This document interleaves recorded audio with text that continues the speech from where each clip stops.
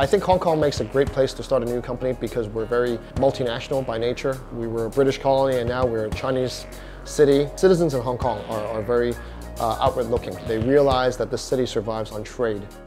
Airsoft was actually my hobby. I'm lucky, I turned my hobby into my business. If you're not passionate about what you do, you don't live and breathe it, it's very hard to be good at it, and it's very hard to be the leader in the industry if you're not really loving it. So yeah, 16 years ago when we founded the business, it was a two-man operation, my partner and I, in an apartment. Then eventually we moved to 1,000 square foot, and then 5,000, and then now 20,000 in Hong Kong alone, with another 15,000 in the UK. We're trying to hire more people in Europe, we're hiring people in Japan. Our company culture several years ago was in trouble. My management team and myself, we were really focused on building the business. We were growing the business, we were traveling a lot. We were just trying to get as many orders as possible. People from different departments weren't getting along with each other. Even though they secretly were not happy, they didn't complain. I realized that we needed to pay a bit more attention to the company culture.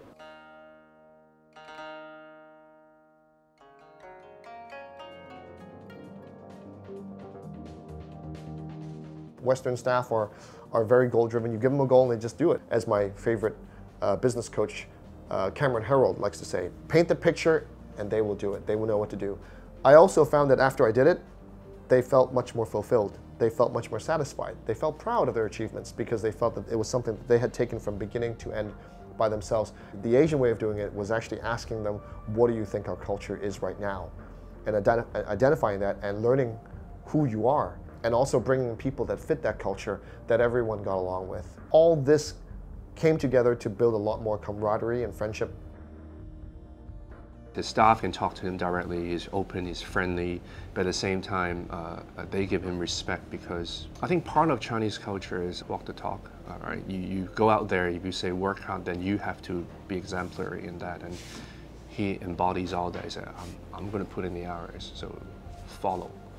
What we see from the staff faces, how they treat Paul as a person, and you can see that the relationship between them are very good. He's willing to share his experience, he's willing to communicate and lead, and I think that's what Paul's company is all about. It's always 3 H's: humble, honesty, and hungry. That's why he's so successful. He also loves the business side of his business apart from playing airsoft. Seeing him, how he inspires people, whether they're younger than him or even older than him, but he has a way to motivate people. Even people are having a heated discussions, he's able to put things into a clearer pictures where people will understand. One thing that I think is really important with Chinese employees is that you have to show that you really care about them personally and you connect with them personally. One of our longtime employees had to propose to his wife and he couldn't afford a ring. We needed to do something extra for him because this was such a valuable employee. We went out and we actually bought the ring for him and we gave it to him so that he could propose to his wife. That showed that we had a lot of loyalty to the staff, and that we were going to be there for him in time of need, and in turn he would reciprocate to us in our time of need and be loyal to us. And that's really how a lot of Asian companies work. You maintain a company culture like you maintain a marriage or any relationship.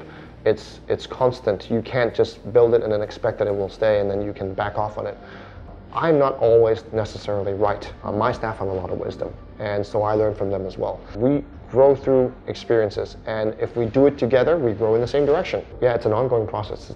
You never stop. So like I said, the CEO, they need to devote a lot of time to building culture, and it's not like you just devote 3 months to it and then stop.